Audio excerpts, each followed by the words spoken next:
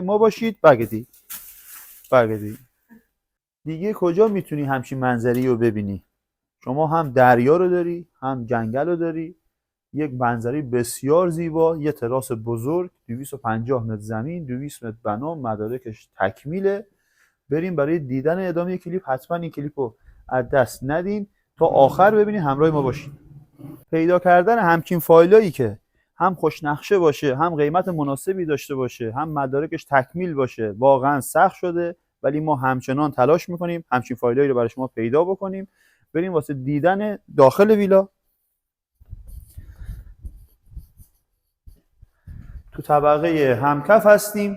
ما تو این طبقه یه خواب داریم، آشپزخونه داریم. آشپزخونه با سلیقه شما اجرا میشه. یه مقدار از کارهای پله مونده، اونم همینطور. و قیمت این ویلا واقعا مناسبه. واسه اطلاعات بیشترش حتما با ما در تماس باشید، بتونیم راحت کمکتون کنیم. تو طبقه دوم این ویلا هستیم. تو این طبقه 2 خواب داریم. یه خوابش مستره، یه نشیمن خوب داره، یه سری خرده‌کاری مونده که با سلیقه شما انجام میشه. بریم رو تراس رو ببینیم. همچین منظری رو کجا میتونی پیدا کنی؟ واقعا میشه؟